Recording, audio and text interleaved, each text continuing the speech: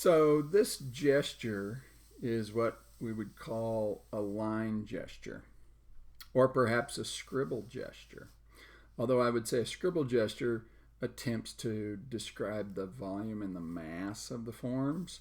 I was really trying to describe where things were in my drawing, how big things were, how long this part was to that part. It's a constant comparison from part to part and drawing everything in relation to other parts and the whole, right?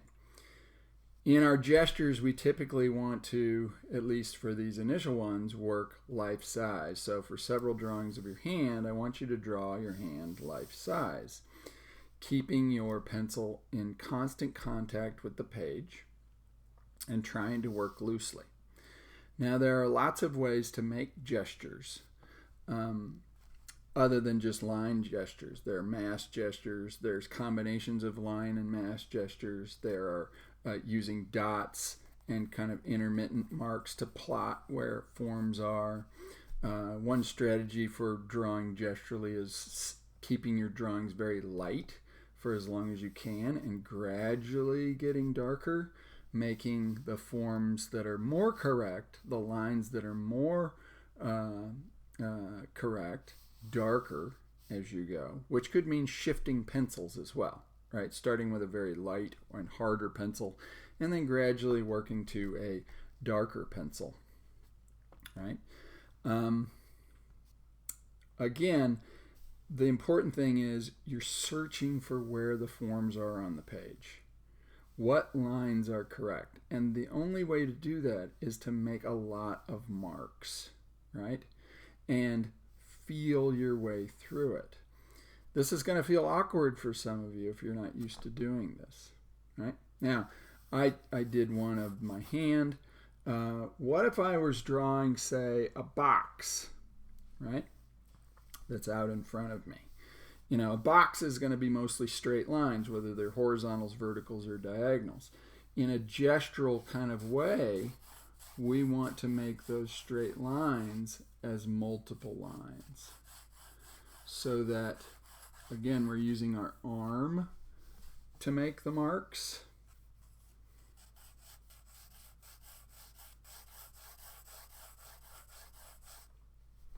And I want my lines to extend out, right? These are very different kinds of lines than, say, this. This line, which we would call a contour line, is confident. It psychologically says this is where the edge is, okay? It's no other place.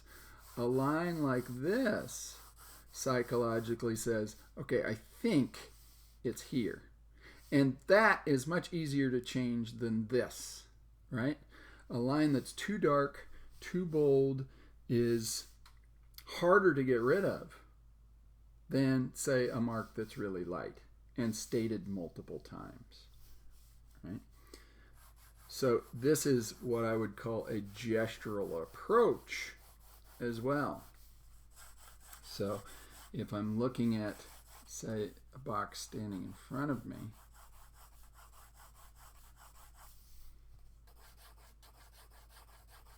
I want to keep all of these lines kind of loose and, again, stated multiple times. And that way I can continue to change it. I mean, a gesture should change and evolve to become more accurate, right? The goal here is accuracy in seeing and then recording what we're seeing accurately, right? So if I make my initial box drawing and I see, oh man, I made it too tall, I need to shorten this up. This is fairly easy to do because the marks are light enough. Now, if you tend to be heavy-handed like I am, right? One thing you can do is use your eraser not to get rid of those marks, but to just lighten them, right? Especially in these early drawings. I'm more interested in seeing, are you learning how to use the tools I'm teaching you to use? Are you In this case, are you trying to draw in a loose gestural way that allows you then to gradually refine forms from a gesture? So we think about gesture drawings as warm-ups, but gesture drawing also is important as our foundational drawing, so that we can make a much more refined drawing on top of a gesture, right? In that case, our gesture can be as long or as short as we need to kind of get the framework down for what we're drawing. I'll do one other kind of gesture at something that's not organic like a hand or quite as mechanical as this.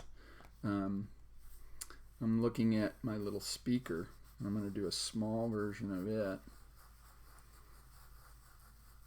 And it's this kind of round form with a post. And the tricky part is kind of the legs here. It stands out.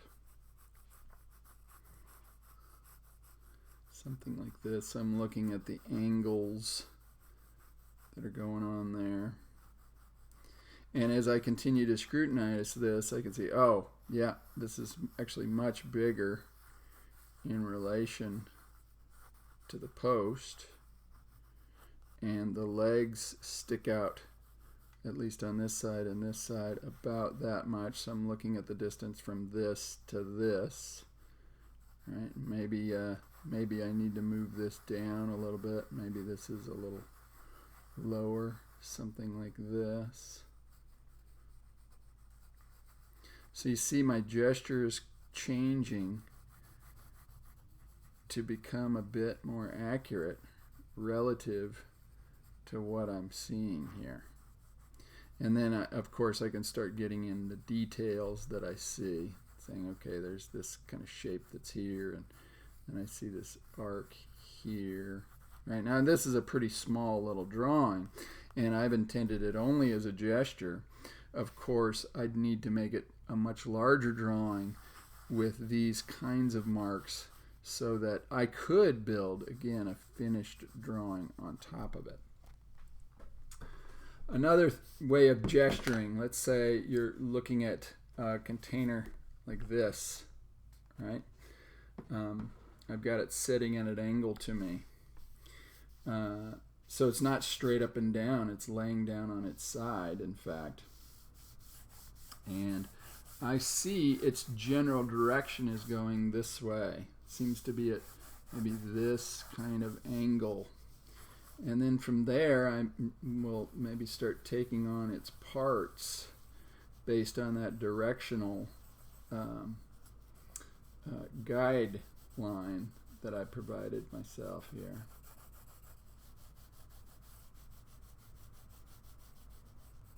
Again, I want to look for relationships. So I see, okay, here's kind of the cap and the top.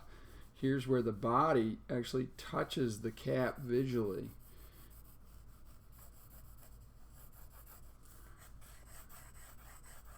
And I see the body moving this way. And the bottle of that body seems to be, or the body of the bottle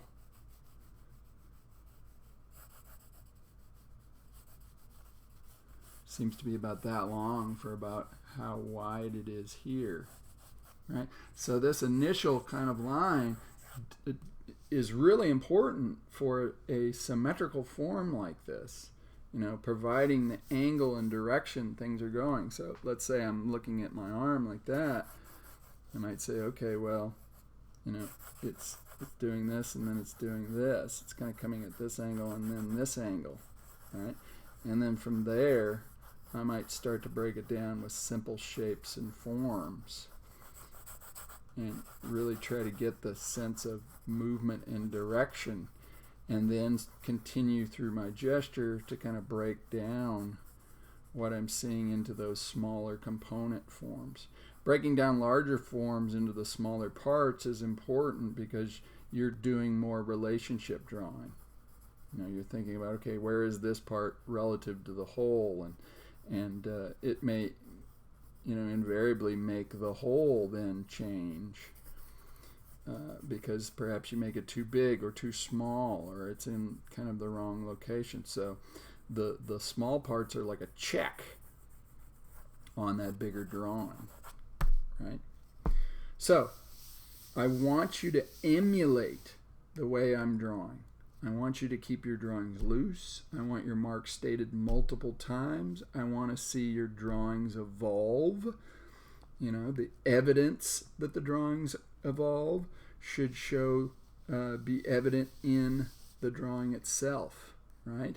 That parts change and they move around and they get more accurate. That's our goal, trying to make an accurate proportional representation, figuring out where we want these things on the page, how big they are, their relative proportions to one another, right?